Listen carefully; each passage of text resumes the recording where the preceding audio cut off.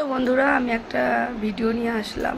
তো কালকে রাতের বেলায় এমনিতে তো আমি সবসময় তো অনেক রাতে যাই। তো রাতের বেলায় কালকে আমি একটা অ্যাকচুয়ালি আমি সারাদিন তো সেরকম ফোন ঘাঁটতে পারি না, সময় পাই না, কেন কাজের মধ্যে ব্যস্ত থাকি। তো কালকে রাতের বেলা আমি সোহিনী গাঙ্গুলির একটা ভিডিও দেখলাম। তো কিছুদিন আগে যার বেবিটা পেটের মধ্যেই চলে গেছিলো, তো অনেক ভাইরাল হয়েছিল উনি ঠাকুরের ছবি, জগন্নাথের ছবি পেটে এঁকে। তো এই বিষয়টা নিয়ে আমি ভেবেছিলাম কিছু বলবো না, কেন সত্যিই খুব একটা প্যাথেটিক জিনিস। মানুষের কথা বলবে তো দেখো, মানুষ বাঁচতে চায়। মানুষ যদি ভালোভাবে বাঁচে সেটা তো মানুষ ট্রোলিং করে, মানুষ যদি কিছু না করে তা তো মানুষের কোনো কিছু যায় আসে না। তো কালকে রাতের বেলা যখন পোস্টটা আমার সামনে আসে, সোহিনী গাঙ্গুলি আর তার হাজব্যান্ড মিলে একটা পোস্ট করে, ওরা খুব কান্না করছে, আমার ভীষণ খারাপ লাগছিল। অলরেডি ওর কথা শুনে আমার চোখ দিয়ে জল পড়ছিল। কেন দেখো, একটা মা জানে যে একটা সন্তান হারানোর বেদনার, সন্তান জন্ম দেওয়ার কষ্ট, আর কেউ জানবে না। এটা তোমাদের সাথে আমি একটা ভিডিও আগে শেয়ার করেছি যে মানুষ কিন্তু অনেক কিছু বলবে একটা মাকে, ঠিক আছে, অনেক কিছু বলতে পারে যে তার ত্রুটিতে হয়তো কিছু হয়েছে বা তার কিছু হয়েছে। আমি একটা জিনিসই ওদের ভিডিওতে শুনলাম, যেটা আমি শুনলাম, আমি ওর কিছুটা যতই হোক, যেই জার্নিটাও করেছে খুবই একটা প্যাথেটিক জার্নি।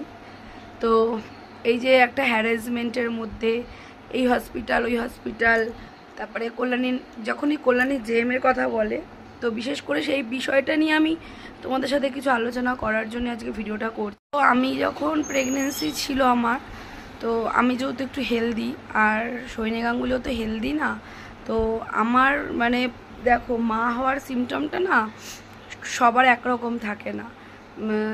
আমার যে সিমটমগুলো ছিল, আমারকে তো আমার যখন বেবি পেটে আসে, আমার নর্মালি বেবি একদম, আমার 18 সালে বিয়ে হয়, 18 সালে আমার বেবি চলে আসে 6 মাসের মাথায়। তারপর থেকে আমি ডাক্তার দেখিয়েছি, ডাক্তার ওষুধ খেতাম, ওষুধের একটা না রিয়াকশান থাকে।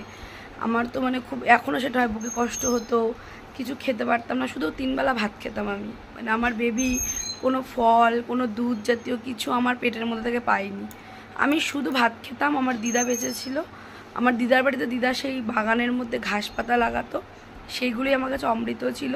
ঘুম থেকে উঠেই 8টার মধ্যে গিয়ে ভাত খেতাম, মুখটা ধুয়ে আমার খিদা পেয়ে যেত।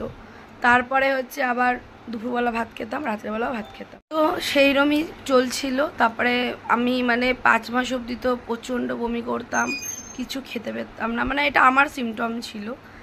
আর যেদিন 7 মাস হয় যখন, তো আমি এত রেস্টে রয়েছি, কোনো কাজ করি না, ঠিক আছে, কিচ্ছু না, কেমন লাগে না যে একটু কাজকর্ম না করলো। তারপরও আমি দুটো ডাক্তার, প্রথমে আমি মধুসূদন খানের কাছে ছিলাম, উনিও ভীষণ ভালো হাইরিক্সের ডাক্তার, আমার দিদি হয়েছে ওর আন্ডারে। তারপরে আমি 5 মাসের পরে রীতা সিনহার কাছে যাই।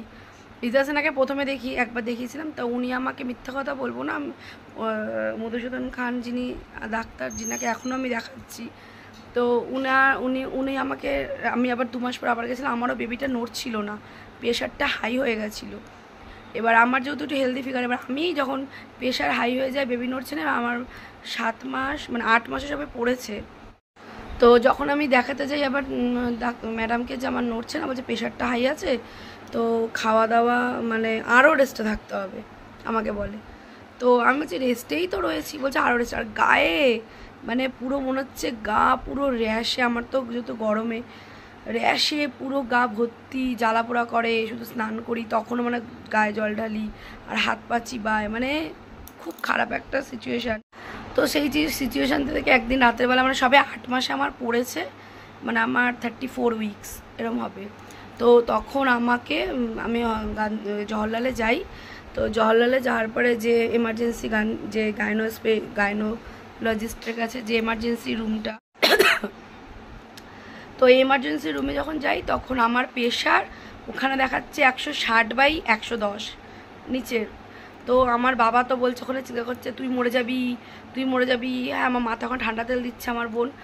আর ডাক্তার ওখানে যেটা করে, যেখানে বেবিটাকে দেখার জন্য ছেলে মেয়ে যারা ওরা ছিল ডাক্তার, কথা বলতে যখন আমাকে চেক আপ করলো, তারপর আমাকে ভর্তি নিচ্ছে। বলছে ইমিডিয়েটলি ভর্তি হয়ে যেতে হবে, ভর্তি হয়ে যেতে হবে। মানে আমার বেবি এবার না, আমার বোন, বিশেষ করে আমার বোন সন্দেহ করে, মানে আমার বোন দেখছে ওদের, মানে চোখে চোখে কথা হচ্ছে ডাক্তারদের, সব কথা তো বাড়িতে বলছে, বাবাকে বলছে আপনার মেয়েকে বোঝান, আপনার মেয়ের অবস্থা খারাপ। বাচ্চা নয় মা, যে কোনো একজনকে কিন্তু আমরা ইয়ে করতে পারবো। তো এই কথাটা বলার পরে যেহেতু মানে কি বলবো, শোনার পরে আমার বোন কথাটা শুনে ফেলে। তো আমি বলি কি যে না, আমি এখানে ভর্তি হব না, আমি এখানে ভর্তি হব না। আমার বোন সেই মাথা ঠান্ডা তেল দিয়ে বলছে দিদি তুই নর্মাল।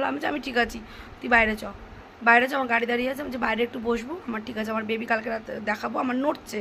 বেবিটা যখন 8 মাস হয়ে যায় না, এমনিতে আমার হেলদি ফিগার ছিল, তখন পেসটা পায় না, মানে অ্যাকচুয়ালি তো সবসময় আমার, তখন আমাকে ইউএসজিটা করতে বলেছিল একটা, আমি মানে 7 মাস ইউএসজিটা করেছিলাম।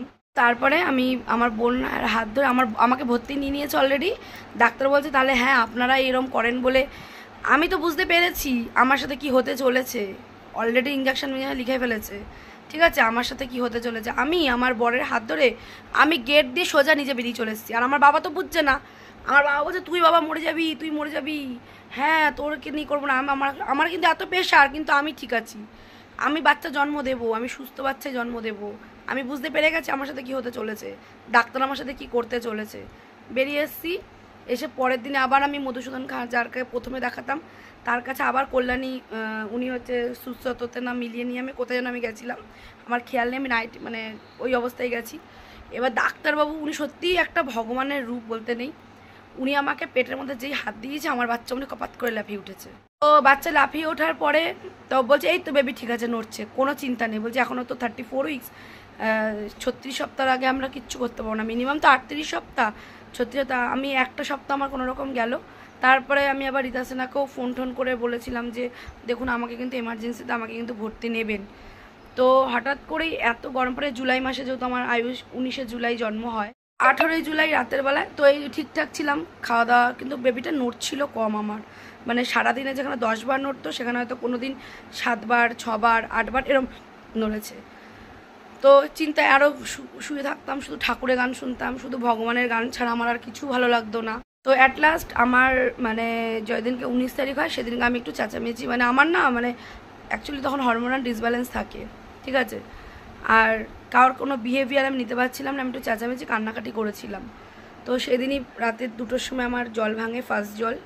তারপরে 2টোর সময় একটুখানি হয়েছিল, তারপরে ভোর 4টের সময় ডাক্তারকে ফোন করা হয়। তো মধুসূদন খান যে ডাক্তারকে আমি দেখিয়েছি প্রথম থেকে, তো উনি তো ভোরবেলা নেবে না, উনি সকালে ছাড়া, আর উনি ওইভাবে নেয় না। হয়তো উনি একটু রাগও করেছিল কারণ আমি মাঝখান থেকে ওনাকে ছেড়ে দিয়েছিলাম। তো তারপরে আমি আবার রীতা সিনহার ওখানে ফোন করেছি, ওনারা বলছে ঠিক আছে নিয়ে চলে আসুন। তো ভোর 4টের সময় বাবা গাড়ি ডাকে, আমার বর তো সেরকম কিছু বোঝে না, আমার বোন মা সঙ্গে সঙ্গে আলমারি থেকে টাকা বার করে দেয় যে চলে যেতে। তো আমি চলে যাই একদম প্রথমে, আমি একদম রীতা সিনহা আসবে, আমি আমি একটা না এমন একটা মেয়ে, আমি আমার মা থেকে শিখেছি। আমি জানি না অনেকে অনেক খুব কেয়ারিং হয়, হাজব্যান্ডরা, বাবারা সবাই, কিন্তু আমি, আমার বাবা না আমার বর, আমি কারো কথা, ওরা কিছু বোঝে না। আমি বলেছি কোথাও যাওয়ার দরকার নেই, টাকা কম বেশি আমি দেখবো না, আমি সোজা রীতা সিনহা নার্সিংহোমে চলে যাব। আমি সোজা চলে গেছি, ও নাকি টাকা বেশি খায়, ঠিক আছে, আমাকে আবার ওই যে জয়মালার ওখানে দাঁড় করিয়েছিল। আমি বলেছি আমি কোথাও ভর্তি হব না, আমি সোজা রীতা সিনহা নার্সিংহোমে যাবো। রীতা সিনহা নার্সিংহোমে চলে গেছি, গিয়ে আমাকে ভোর 5টায় ওরা দেখছি দরজা টরজা খুলে রেডি হয়ে রয়েছে, ওখানে তো সবসময় মানুষ থাকে। তো আমাকে ভোর 5টার সময় যেতে, মানে 4:45 বেজে গেছিলো। তো আমাকে ভর্তি নিয়ে নেয়, ভর্তি নেওয়ার ওখানে আমার একটু জল ভাঙছিল, ভর্তি নেওয়ার পরে ওখানে আমাকে নিল। সকাল 7টার সময় আমাকে সব আমার ব্লাড নেয়, আমার সব কিছু পরীক্ষা টরীক্ষা করে, আমাকে সঙ্গে সঙ্গে একটা দুটো ইঞ্জেকশান দেয়। তো আমার বাবাকে সবাইকে বলেছে যে আপনার মেয়ের বয়সটাও তো ছোট, আর বেবিটা যেহেতু এখনও ম্যাচিওর, মানে এখনও যেহেতু 35 সপ্তাহ কমপ্লিট মানে হয়েছিল, মানে সবে মনে হয় 36 সপ্তাহ পড়েছিল কি না 35 সপ্তাহ, খেয়াল নেই আমার অতটা। আমার আগস্টে ডেট ছিল, কিন্তু আমার জুলাইতে আমি হয়েছি, আমাকে আগস্টে ডাক্তার ডেলিভারি ডেট দিয়েছিল। তো তার জন্য আমাকে বলছে যে বেবিটাও ছোট আছে, নর্মালে বেবিটা হবে। তো নর্মালে বেবিটা হবে বলে এবার আমাকে পুরো, আমি ভোরবেলা থেকে চাকদার আর একজন ভর্তি হলো, ওকে সঙ্গে সঙ্গে ও আসলো, ওকে 8টার মধ্যে ওটিটা করে দিল।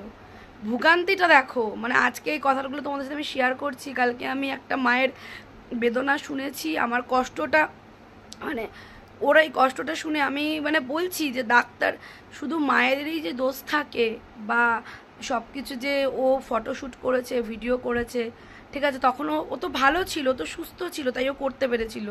কিন্তু আর আমি তো সোশ্যাল মিডিয়া তো জানতাম না, আমি তো শুধু মানে কি বলবো, ফোন কি আমার কিছু ভালো লাগতো না। মানে যখন আমার বেবি, মানুষের সিমটম, কারোর ইচ্ছা হয় যখন পেটে বেবি থাকে না, তখন এটা করব এটা করব, খেতে কারোর ভালো লাগে, কারোর ঘুরতে যেতে ইচ্ছা করে, এগুলো সব হরমোনাল একটা মানে একটা হরমোনাল ডিসব্যালেন্স হয় যে এইটা। আর আমার যেমন ইচ্ছা করতো, আমার শুধু চিন্তা হতো মানে আমার বেবিটাকে নিয়ে, আমি যেহেতু হেলদি, আর আমি তো মানুষের কথা যেটাকে বলে, ভগবানকে ডাকতাম যে ভগবান যেন আমার বেবিটা ঠিক থাকে। এবার ওখানে গিয়ে বাবাকে বলেছে নর্মাল, এবার নর্মালের জন্য যেতে ইঞ্জেকশন দিই ব্যথা বাড়ানোর। ভোর 5টা থেকে, বন্ধুরা তোমাদেরকে আমি কি বলবো, আজকে সেই দিনটা মনে পড়ছে, আর এই দিনটা আমি জীবনে কোনো ভুলবো না। আমি যদি সেকেন্ডবার বেবিও মা হই, সেই ফিলটা আমি প্রথমবার মা এসে ফিলটা করেছিলাম। তো আমার একটা রিক্সের জায়গায় চলে এসেছিল, তো কেন ওরা নর্মালে করাচ্ছে আমার বেবিটাকে। আমি বারবারই আমার বাড়িতে বলছি, বাবা আমাকে সিজার করে দিতে বলো। আমি ওইটুকুনি আমি বলছি, আমি 7 বছর মানে 6 বছর আগে বলছি যে আমাকে সিজার করে দিতে বলো, আমার কোনো ভয় নেই, কিচ্ছু নেই। হ্যাঁ বলছে, তখন ডাক্তার এসে বলছে হ্যাঁ পেট টাকাটা কি ভালো, রিতা সিনহা যিনি ডাক্তার, সত্যি ওনার হাজব্যান্ড বলছে পেট টাকাটা কি ভালো, এইটুকুনি বয়সে সারাটা জীবন পড়ে আছে, নর্মালে যদি হয়ে যায় তো তোমার ভালো। কিন্তু আমি মানে কি বলবো, এবার সারাদিন আমাকে একটু ডাল আর ভাত দিয়েছিল 2 চামচের মতন, 3টের থেকে মানে সকাল 5টা থেকে 12টা 1টা অবধি, মানে ব্যথাটা হচ্ছে কমছে। যেই মানে 2টোর আগে থেকে শুরু হয়েছে আমার চিৎকার, মানে ওরে যন্ত্রণা কাকে বলে, মানে ওই যন্ত্রণা আমি সহ্য করতে পারছি না। এবার আমাকে লেবার রুমে নিয়ে গেল, ওখানে গিয়ে আমি পাগলামি করছি, যন্ত্রণা, আমার বাবাকে ডাকছি, আমার বরকে ডাকছি, তো আমাকে বলো সিজার করতে। ডাক্তারবাবু পায়ে ধরছে, ডাক্তারবাবু আপনি আমাকে সিজার করে দিন। বারবার তো এসে ওখানে হাত ঢোকাচ্ছিল, তো খুবই কষ্ট পেয়েছি। এত যুদ্ধ করেছে, আর চিৎকার যাকে করেছে, মানে সকালবেলা তো ওই যে পেশেন্টটা ছিল ওর বাড়ির লোকরাও রয়েছে, তো ও চাকদা থেকে এসেছিল, ওর মেয়ে হয়েছে, ও আমার চিৎকারে ওর বাবা মা ওরা সবাই বলছে যে মেয়েটা এত কষ্ট পাচ্ছে। আমার বাবা বারবার বলছে ম্যাডাম করে দিন। সেই ওটি করলো, আমার সেই ওটিটা করলো বিকেল 5:30টায়, ঠিক আছে। তো যখন একদম আমি শেষ পর্যায়ে চলে গেছি, আমাকে নিয়ে এবার টানাটানি, আমার জীবন নিয়ে, আর আমার কোনো কিছু নেই। আর বেবিটাও এবার কম মুভমেন্ট করছে, এবার ওরাও ভয় পেয়ে গেছে। এবার তখন আবারও একটা বাবাকে বন সইতে দিল, যে আমার একটা যেটা হয় সই তো করতেই হবে। সই করলো আমার হাজব্যান্ডকে দিয়ে, বাবাকে দিয়ে। তো তারপরে গিয়ে মানে ওটিটা করে। এবার ওটিতে তো গিয়ে আমি কাঁপছি রীতিমতো ব্যথায়, আর আমার তো মানে 2 হাতে চ্যালেন, একবার এটাই খুলছে একবার এটাই ঢোকাচ্ছে, আর তখন ওই যন্ত্রণাতে কতবার সুই ঢোকাচ্ছে কি করছে কোনো সেন্সই ছিল না। তোমাদের সঙ্গে এই জিনিসটা আমি শেয়ার করছি, আমার এই জীবনের সাথে আমার সাথে যেটা ঘটেছে। তো তারপরে যে এতটা যন্ত্রণা, এবার সত্যি বলতে কি, যে রিতা সিনহার যিনি হাজব্যান্ড ছিলেন, উনি নাকি ওয়েস্ট বেঙ্গলের মধ্যে 6 নম্বরে ওনার নাম, উনি যে স্পাইনালে যে ইঞ্জেকশনটা দেয়। আমি তো অলরেডি কাঁপছি, আর আমার হাত দিয়ে ব্লিডিং ছুটছে, আর ব্লিডিং ছুটে ওনার গায়ে পুরো ভরে গেছে বলে, আমি তো সেন্স থাকছে না বলে উনি একটা ঠাঁটিয়ে আমাকে চড় মারে গালের মধ্যে, ঠাটিয়ে চড় মারে। আর মিথ্যা কথা বলবো না, আর রিতা সিনহা বলছে তুমি জয় বাবা লোকনাথের নাম বলো। আর আমি সত্যি জানি না আমি কোন ভগবানকে স্মরণ করছিলাম। তো তারপরে ওনার হাজব্যান্ডের একটাই আমি অবদান করবো, আমাকে ভুগিয়েছে, আমাকে 12টা ঘন্টা। ওই ওটিটাই যদি সকালে আমাকে করে দিত, আমি এতটা কষ্ট পেতাম না। বলে না এই কপালে যদি তোমার থাকে না কষ্ট লেখা, তোমাকে পেতে হবে। তো সেই কষ্ট তো পেলাম। তারপরে আমি সেই সময় তো বলছি ঠাকুরকে ডাকছি, এবার আমাকে উনি স্পাইনালে যে ইঞ্জেকশনটা মানে দিয়েছিল, মানে ভগবানের কৃপা একবারেই হয়ে গেছে, মানে একদম পিঠের মধ্যে হয়ে যাওয়াতে পুরো আমি একদম যে ব্যথাটা সঙ্গে সঙ্গে একদম মানে ওষুধ পুশ করতে দেরি, আমার শরীর একদম পুরো নিস্তেজ হতে দেরি নেই। এবার আমার যেহেতু আমি এতটা ঘন্টা ব্যথাতে কাহিল হয়ে গেছি, বেবিটা মুভমেন্টটা কম করছিল, তো তার জন্য কি হয়েছে, আমি মানে পুরো নিস্তেজ হয়ে গেছি বলে আমি না, আমার মা বলেছিল বাবা চোখটা বন্ধ করে ভগবানের নাম করো। আমার সেন্স আছে, আমার পেট কাটছে, ওরা কথা বলছে, ঘ্যাজগুজ আওয়াজ হচ্ছে, তো আমার শুধু বিপিটা আমার হাতে কি লাগিয়েছে, আর আমার না শরীরটা নিস্তেজ। আর না ওরা আমাকে সেন্স রাখার জন্য বারবারই আমাকে বলছিল এই যে যে যে যে এরম করছিল। তো আমি বলছি হ্যাঁ আমি ঠিক আছি, আমি কথা বলছি। তো তারপরে আমার বেবিটা যখন হয়, আমি ভগবান ঠাকুর যেন আমি ওর কান্নার আওয়াজটা শুনতে পারি। তো তখন মানে মানে আমার পেট কাটছে কী করছে আমার কোনো ওইসব কিচ্ছু লাগছে না। আমি ভাবছি কখন আমার বাচ্চার আওয়াজটা শুনবো। তো যখন আমার মানে আমার পেটটা কাটলো তার মানে 2-1 মিনিটের মধ্যেই দেখছি আমার বেবিটা জোরে চিৎকার করে কেঁদে উঠেছে। তখন মানে আমি তো অলরেডি ভগবানকে ডাকছি, আমি বলবো না যে ভগবান নেই, ভগবান আছে। তো কালকে সোহিনীর কথাগুলো শুনে ভীষণ খারাপ লাগছিল যে ও তো একটা মা আর ওরও কষ্টটা হয়েছে। এবার কি বলতো যে কপালে দুর্ভোগ লেখা থাকলে না সেটা লেখাই হবে। আমার সেই বাচ্চাটাই হলো। তারপরে আমাকে চোখ বন্ধ করেই আমি রয়েছি, তো প্লেটের মধ্যে করে বলছে এই তোমার কি হয়েছে দেখো দেখো। তো আমি না চোখ বন্ধ করেই বলছি আমার ছেলে হয়েছে। আমি চোখ বলছি এই তুমি দেখবা তো। তো আমি দেখলাম, তারপরে আমার বাড়ির লোককে, তারপরে পুরো শরীর কাঁপুনি উঠে গেল, মানে যেহেতু ওটিটা করেছে এসিতে, যাই না কিসের কারণে পুরো কাঁপছি। তখন আমাকে যেহেতু বেডে দেবে, ওখানে তো সিজারটা করলো আমাকে। বেডে দেওয়ার পরে মানে যখন দেবে তারপর আমার গায়ে অনেকগুলো কম্বল চাপা দিল। এটাই হয় স্বাভাবিক। আমার সাথে ঘটনাটা হয়েছে, মানে মা হওয়ার যন্ত্রণা কাকে বলে সেটা আমি জানি, ঠিক আছে। তারপরে তো আমি আর আমার মানে সেন্স ছিল, কিন্তু আমার যেহেতু এত বড় একটা সিজার হয়ে গেছে, তো বাইরেতে আমার বাবা আমার বর সবাই এসছে, আমার শ্বশুরবাড়ি সবাই গেছিলো, ওদের তো সবার আনন্দ, কিন্তু আমার মনের ভেতরে একটাই ছিল। তো আমার বেবিটারও একটা প্রবলেম হয়েছিল, যেটা ম্যাডাম বললেন যে আমার ছেলের নাড়িটা পেঁচিয়েছিল গলায়, এর জন্য আমার নর্মালি বেবিটা হচ্ছিল না। নাড়িটা যত পেঁচিয়ে রয়েছে তো জন্য মুভমেন্টটা করতে পারছিল না, আর নড়ছিল কম। তো এটাই বলবো, প্রেগনেন্সি যারা রয়েছো তোমরা এখন খুবই সাবধানে থাকবে, ভগবানের নাম ছাড়া কোনো উদ্ধার নেই। আর এটাই বলবো যে মানুষের তো কথা, সোশ্যাল মিডিয়ায় যারা কাজ করছো, আমরা যারা কাজ করছি, তখন তো আমি সোশ্যাল মিডিয়ায় করতাম না। আমি তো 20 সাল মানে 21 সাল থেকে আমি নেমেছি। আমি তো তখন মানে দেখতাম অন্যের ভিডিও দেখতাম, আমি তো তখন কিছুই করতাম না। তো আমার বাচ্চাটা ছোট হয়েছিল, 2 কিলো 300 হয়েছিল আয়ুষ ওয়েট। আর মানে ওর এতটা যেহেতু জল ভেঙে গেছে, আমার এতটা 12 ঘন্টা ভেতরে হাঁপসে গেছিলো, তার জন্য ওকে 6খানা ইঞ্জেকশন দিয়েছিল, ঠিক আছে। মানে 3 দিনে 2টো করে দিত আমার আয়ুষকে। আর আমি হওয়ার পরও মানে যেদিনকে হয় তখন তো ঘুমের ইঞ্জেকশন দেয়, মানে আমার মধ্যে নাকি ঘুমের ইঞ্জেকশনও কোনো কাজ করেনি। মানে আমাকে সিস্টারগুলো বলছে যে তুমি কেমন আনন্দ করো, ছেলে হয়েছে, প্রেশারই নামছে না। হওয়ার পর আমি টেনশন করছি আমার ছেলেকে ঠিকমতো খাওয়াবে তো, আমার বাচ্চাটাকে দেখবে তো, ওই পেট কাটা অবস্থাতেই মানে বেরিয়ে এসে, মানে কি পাগল আমি, মানে সত্যি আমি পাগল। তো সোহিনী গাঙ্গুলির কালকে ওই কথাগুলো শুনে না আমার ভীষণ খারাপ লেগেছে। আর ওর যুদ্ধ দেখো, মানুষের জীবন নিয়ে যুদ্ধ, কিন্তু ওর একটা জিনিস আমার লেগেছে, যখন ও গেল, যখন ওর এই তুরন্ত সকালবেলায় যখন ও দৌড়াদৌড়ি করছিল, ওকে যদি তুরন্ত তখনই যদি ওর সিজারটা করে দিত, ঠিক আছে, মানে বলবো না ডাক্তারের গাফিলতি নেই, এটা পুরোপুরি ভুল। আর ডাক্তারের অনেক গাফিলতি, ডাক্তার অনেক ট্যারামি করে, আমি সেটা নিজে প্রমাণ, কেন আমি ফেস করেছি, ঠিক আছে। হসপিটালে গিয়েও কথা চলছে, মানে ওরা না নিজেদের প্র্যাকটিসের জন্য, যেগুলো হসপিটাল হয়, ওরা কিছু বোঝে না, ওদের মধ্যে কোনো মায়া নেই যে একটা সন্তানের মা বাবার ওপরে একটা সন্তানকে জন্ম দিতে গেলে একটা মায়ের যে কত কষ্ট হয়, সেটা ওরা ডাক্তার, তো ডাক্তারে ওদের নিজস্ব স্বাদের জন্য যদি কোনো প্রাণ চলে যায় সেটা তো যায় আসে না। সেই ফিলটা না আমি করেছিলাম, এর জন্য আমি ওখান থেকে বেরিয়ে গেছিলাম, হয়তো ঠিক আছে আমি সেটা বুঝতে পেরেছিলাম। তো তোমাদেরকে এটাই বলবো, যারা মা হচ্ছ তাদেরকে এটাই বলবো, খুবই সাবধানে থাকবে, ডাক্তারের চেক আপে থাকবে, একটা ডাক্তার কখনো ধরে থাকবে না, আরও একটা ডাক্তার অবজারভেশন আনবে। আর রীতা সিনহাকে সবাই বলতো টাকা খায়, এই খায়, কিন্তু মিথ্যা কথা বলবো না, উনিও আমাকে অনেক কষ্ট দিয়েছে, কিন্তু অ্যাট লাস্ট উনি আমার দায়িত্বটা নিয়ে আমার একটা সুস্থ সন্তানকে আমার হাতে দিয়েছে। এর জন্য আমার সামনে যদি উনার যদি কেউ বদনাম করে, আমি বলি উনি আমার কাছে ভগবান। আর যে আমার সন্তানের প্রাণ রক্ষা করেছে, তাকে কখনো আমি কোনো কিছু বলতে পারবো। টাকা তো সবাই নেয়, টাকা বেশি নেয় না কম নেয় সেটার কোনো ব্যাপার না। আর সেই সময়টা ভগবানই হয়তো সব কিছু করে দিয়েছিল, ভগবানের ইচ্ছা ছিল। তো সোহিনী গাঙ্গুলিকে নিয়ে তোমরা যারা ট্রোল করছো, যারা বলছো যে ও বেবি বাম্পে এরম এঁকেছিল ভগবানের, দেখো আমি সেটা জানি না, ভগবানকে তো হয়তো ও করেছিল, ও তো সুস্থ ছিল, ওর তো সেই সিমটমগুলো ছিল না।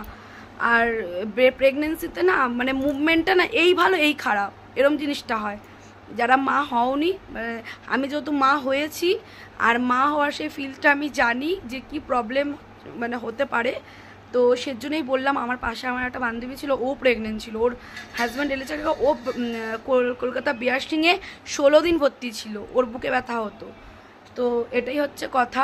তো কালকে রাতে যখন ওদের ভিডিওটা আমি দেখি আমার ভীষণ একটা খারাপ লেগেছে।